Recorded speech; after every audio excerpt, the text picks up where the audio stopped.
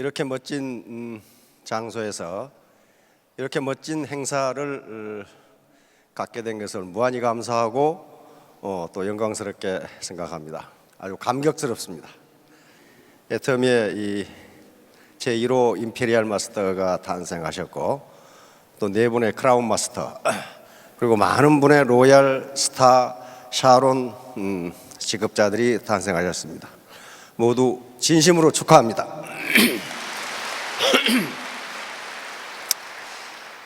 특히 이 제1호 임페리얼 마스터가 출연한 오늘은 애터미가 제2의 도약을 할 수 있는 출발점이라고 그렇게 생각합니다. 생생하게 꿈꾸면 어떻게 된다고요? 이루어진다. Dream comes true.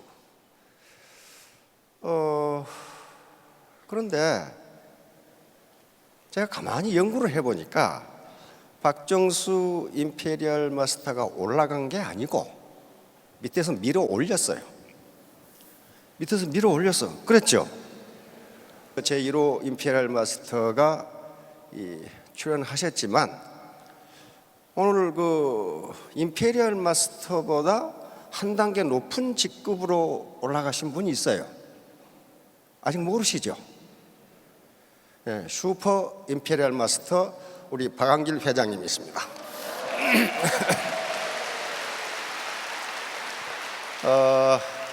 이렇게 멋진 회사를 만들어 주신 우리 박한길 회장님께 축하드리고 다시 한번 우레와 같은 큰 박수 부탁.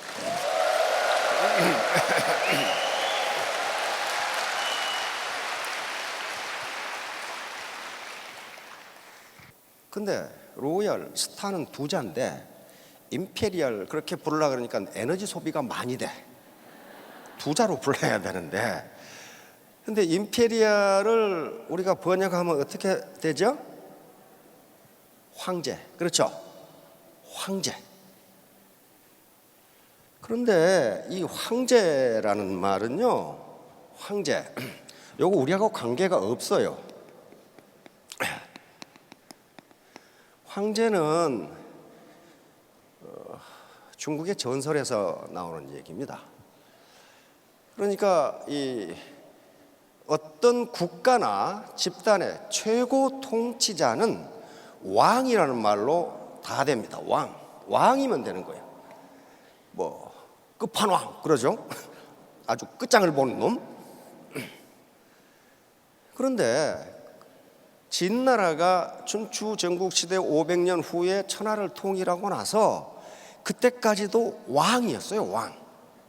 왕이었는데 진시황이 천하를 통일하고 나니까 그 왕보다 더 좋은 명칭이 없느냐. 그래가지고 이사 등 조고 등 대신들한테 나를 뭐라고 부르면 좋겠는지 연구해 봐라. 그래가지고 이 대신들이 이렇게 부르면 좋겠습니다 하고 올렸는데 마음에 안 들어. 그런데 중국의 전설 시대에 사망오제 시대라는 게 있어요. 사망오제. 3사람의 황 그리고 5사람의 제가 있었어요. 그 당시는 전부 전설 시대입니다. 그러니까 삼황이라는 게 천황씨, 지황씨, 인황씨 그게 전설 시대예요. 그리고 오제라는 게 황제, 제국, 요임금, 순임금 전부 전설 시대입니다. 그러니까 그 앞에는 황이라고 불렀고 그 뒤에 전설 시대는 제라고 불렀기 때문에 나를 이놈들아 황제라고 불러라. 그래서 황제가 된 거예요. 그러니까 이 황제라는 명칭은 중국의 전설과 관계되는 그런 명칭입니다. 그럼 우리 역사에서는 이 거대한 왕을 뭐라고 불렀느냐 하는 거예요. 그걸 태왕이라고 불렀어요. 태왕. 예를 들면 광개토 대왕을 호태왕이라고 이렇게 불렀단 말이죠. 그러니까 이 태왕이라는 말은 지금 학자들이 태왕의 호칭에 대해서 연구를 하고 있는 것 같아요. 그래서 고구려에서 그렇게 불렀고 나중에 연구를 해보니 신라와 백제에서도 위대한 왕을 태왕이라고 불렀어요. 근데 우리 크라운이 왕이니까 크라운이 왕이니까 임페리아는 조금 더 높은 왕이 해야 되잖아요. 광개토 대왕처럼. 우리 지금 박정수 태왕께서 전 세계를 개척하고 계시거든. 광개토 대왕이야. 문자 그대로 영토를 넓혀가는 이게 광개토 대왕. 호태왕이라고, 호태왕. 그래서 저는 개인적으로 태왕이라고 부르려고 합니다. 황제가 맞질 않아요, 우리 말에. 그 다음에 이제 그러면 생생하게 꿈꾸면 이루어지는데 그건 이미 학문적으로 검증이 끝난 겁니다. 그런데 옳다 됐다. 나도 오늘 밤에 가서 임페리알 꿈을 꿔야지. 그런다고 임페리알 안 됩니다. 생생하게 꿈꾸되 그걸 인생 시나리오에 적으면 목표가 됩니다. 목표가 돼. 목표가 있어야 될 거 아니에요. 목표. 생생하게 꿈꾸되 그걸 인생 시나리오에 적으면 목표가 되고 그 목표를 바로 지금 임페리얼이 될 수 없으니 단계별로 나누어서 나는 다이아몬드는 언제, 샤론은 언제, 스타는 언제 이렇게 단계별로 나누면 그게 계획이 됩니다. 계획. 그리고 그 계획을 실천하면 꿈이 이루어집니다. 만약에 꿈꾸는 걸로 끝나버리면 그건 몽상이지 목표가 아니에요. 그러면 인생 시나리오에 적는다는 게 뭐냐 하면은요, 나는 임페리알이 돼야지. 이건 현재의식이라고 그래요. 현재의식. 현재의식이 잠재의식과 일치하지 않으면 중간에 그만둔다는 거예요. 맞아. 나는 반드시 될 거야. 그 과정이 뭐냐 하면 인생 시나리오를 쓰는 거예요. 인생 시나리오는 자기가 약속하는 거거든요. 그러면 계속 그 약속을 하면은 내 현재의식과 잠재의식이 일치하게 되는 거예요. 그러면 어떤 고난도 이겨낼 수 있다.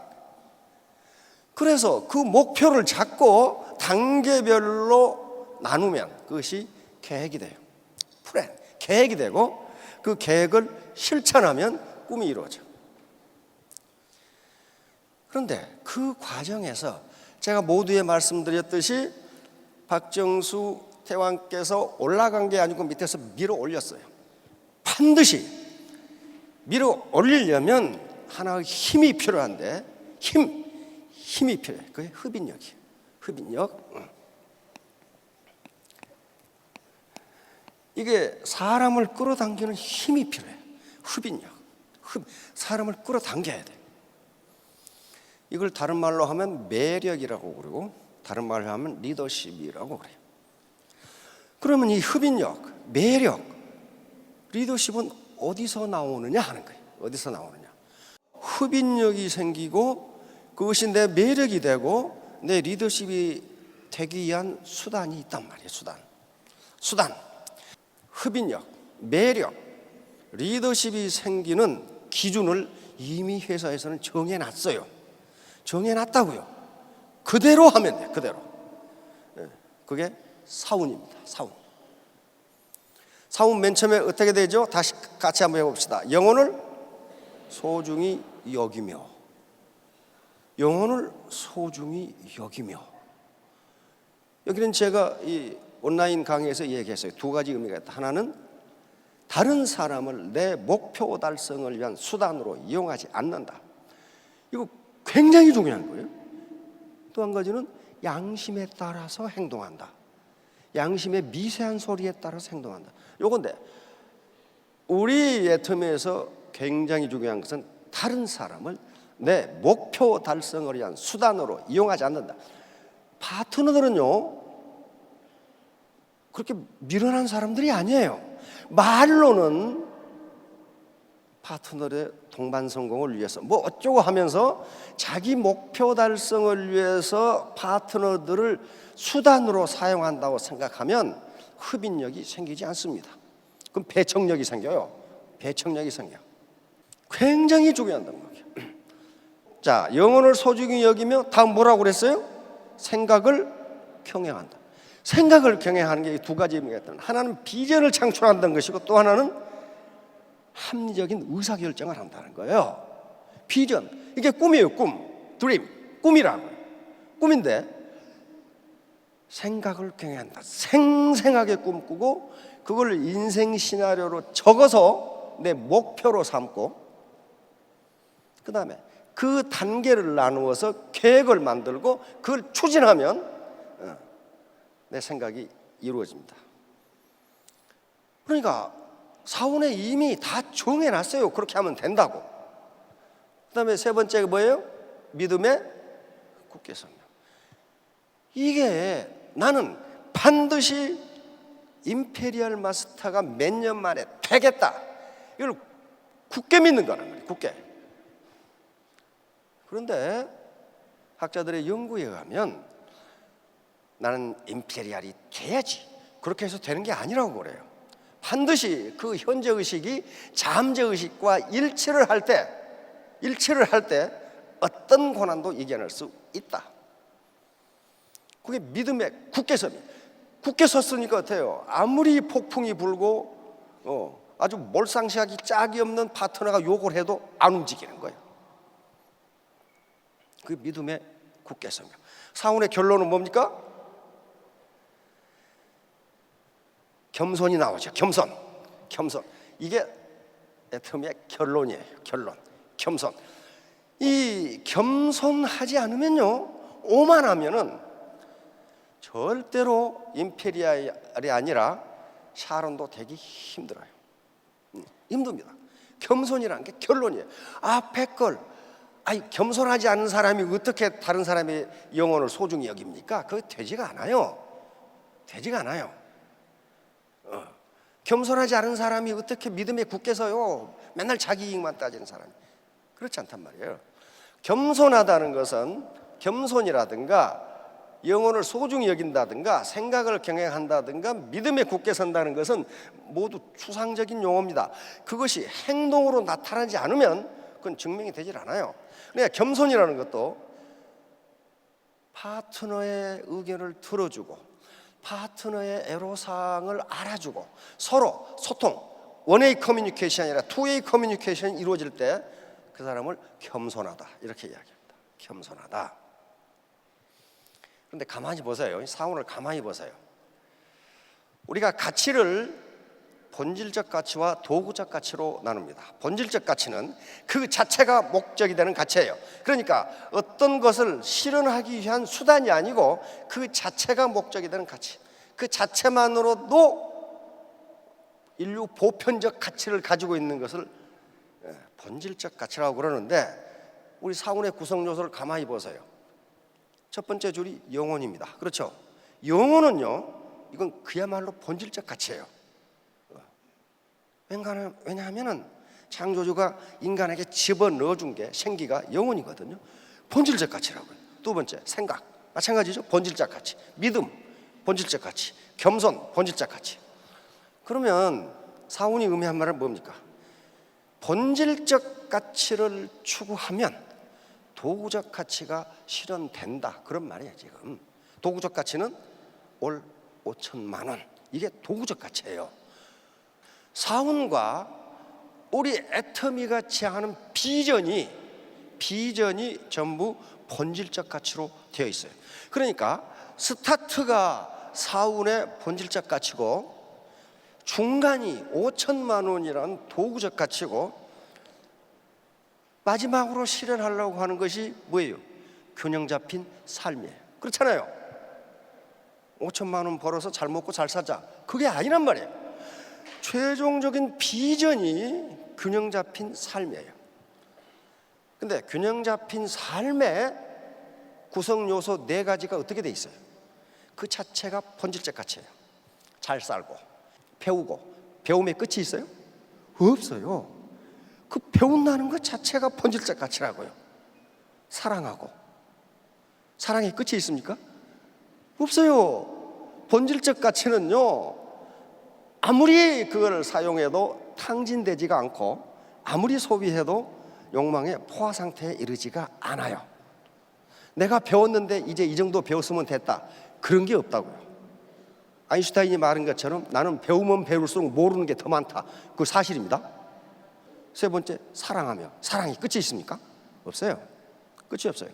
사랑하면 사랑할수록 더 큰 사랑, 사랑을 받으면 받을수록 더 큰 사랑이 필요해. 그것도 본질적 가치, 사랑이라는 그 본질적 가치입니다. 마지막으로 사회에 기여한다. 내 이웃에 기여하고 지역사회에 기여하고 결국은 우리나라 전 세계에 기여하는 거. 이게 어디 끝이 있냐고요. 끝이 없어요.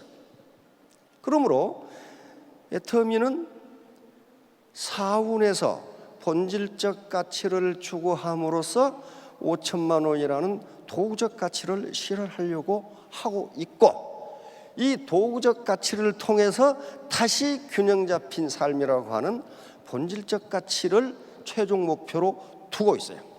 만약에 5천만 원이 최종 목표라면은 어떻게 되겠어요? 5천만 원 달성하고 나면은 여기 계시는 임페리얼 그다음에 크라운 로얄들은 지금 집에서 룰루랄라 하고 계셔야 돼. 다 달성된 분들이에요 지금. 그런데 여기까지 나와가지고 이렇게 후원하고 도와주고 같이 참여하고, 이게 뭐예요? 본질적 가치는 욕망의 포화 상태에 이르지 않는다. 아무리 소비해도 탕진되지 않는다. 그게 행동하게 만드는 힘입니다. 만약에 도구적 가치가 최종 목표라면은 반드시 욕망의 포화 상태에 이르러서 아이고 나 이제 5천만 원 됐는데 내가 뭘 후원을 해, 귀찮게 시리 내가 왜 가서 환영사를 해, 이렇게 돼버려요. 그런데 잘 살고 배우고 사랑하고 지역사회 세계에 기여하는 게 어디 끝이 있냐고. 한없이 해도 내 행동을 계속 유발한단 말이에요. 모티베이션이 계속돼. 따라서 목표는 5천만 원이 목표지만은 비전은 균형 잡힌 삶이에요. 균형 잡힌 삶을 살면은 어떻게 됩니까? 존경을 받습니다. 존경을 받아요. 잘 살고 배우고 사랑하고 기여하는 거예요. 기여는 여러 가지죠. 파트너에게 기여하는 거, 애터미에 기여하는 거. 이 100년 가도록 하려면 기여해야 돼요. 우리나라에 기여하는 것, 세계에 기여하는 것. 이거 어떻게 탕진되냐고요. 어떻게 이거 포화 상태에 이르냐고요. 자, 결론을 맺도록 하겠습니다. 애터미 사훈을 매일 우리가 미팅이 있을 때마다 외치는데 그걸 자기 내면화 시키세요. 왜냐하면 이게 여러분들을 월 5천만 원 도구적 가치를 실현한 이게 원동력이, 왠진이 됩니다. 그리고 5천만 원을 실현하고 나서 내가 존경받는 리더가 되는 데는 균형 잡힌 삶이라는 본질적 가치를 추구하면 누구나 존경받을 수 있습니다. 네, 여러분 모두 임페리얼 마스터가 되시기 바랍니다. 다시 한번 축하합니다. 감사합니다.